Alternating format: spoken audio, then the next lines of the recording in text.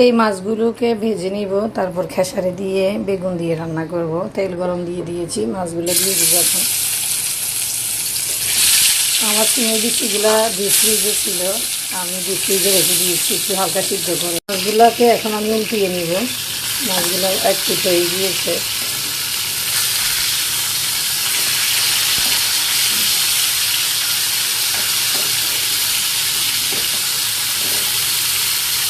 এগুলো উল্টিয়ে নিচ্ছি। এখানে তেলাপিয়া মাছের মাথা আছে, শিং মাছ আছে, বড় সাইজের 3 পিস, রুই মাছ আছে, নিজের মাছের পিস আছে, মানে অনেকগুলো মাছ একসাথে জমানো হয়েছে। ওই মাছগুলো দিয়ে তরকারি রান্না করব। এর বিচি দিয়ে বেগুন রান্না করব, মশলা দিয়ে কষিয়ে নিচ্ছি এটা রান্না করার জন্য। এটা কষানো হয়ে গেলে সিমের বিচি বেগুন দিয়ে দিব। কষানো হয়ে গিয়েছে, এখন সিমের বিচিটা দিয়ে দিব। এটা ফ্রোজিং করা ছিল ডিপ ফ্রিজে, আমি ডিপ ফ্রিজ থেকে নামিয়ে নিয়েছি।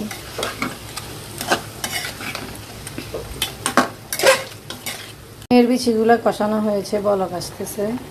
এখন বেগুনগুলো দিয়ে দিব।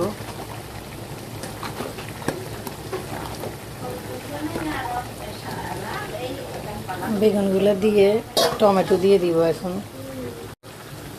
এই তো টমেটো দিয়ে দিচ্ছি।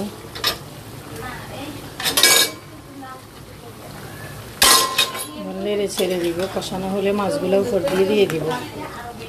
কষানো হোক, তারপর মাছ দিয়ে দিব। এর বেগুন কষানো হয়ে গিয়েছে। এই যে ভাজা মাছগুলো এখন দিয়ে দিব।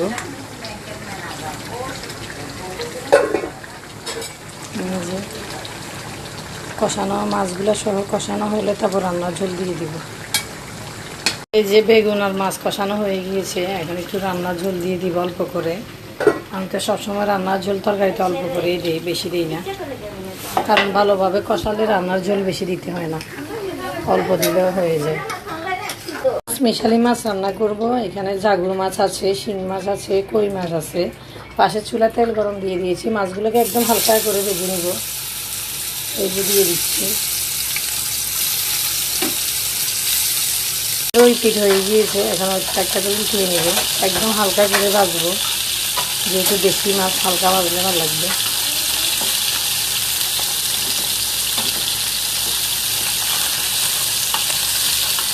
সবগুলো মাছকে আমি উল্টিয়ে নিয়েছি। এখন একটু হালকা হয়ে আসলে সবগুলো নামিয়ে নিব।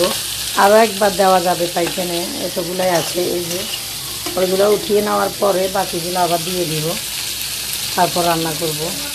এগুলো বসিয়ে দিয়েছি। রসুন বাটা, হলুদ গুঁড়া, মরিচের গুঁড়া, জিরার গুঁড়া দিয়ে এখন আলুটাও দিয়ে দিয়েছি। এখন একটু জল দিয়ে দিব।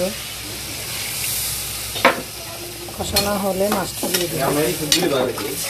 কষানো হওয়ার পরে একটু জল দিয়ে দিয়েছি। এখন ভাজা মাছগুলো দিয়ে দিব। তারপরে আর একটু কষানো হলে রান্নার ঝোল দিয়ে দিব। যে রান্নার ঝোল অলরেডি রেখেছি, এই ঝোলটা কষানো হলে একটু রান্নার ঝোল দিয়ে দিব অল্প করে। মাছটা কষানো হয়ে গিয়েছে, এখন রান্নার ঝোল দিয়ে দিচ্ছি।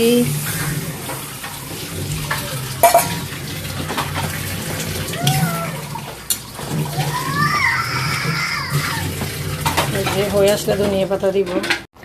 ধনিয়া পাতা দিয়ে নামিয়ে নিব। হয়ে গিয়েছে।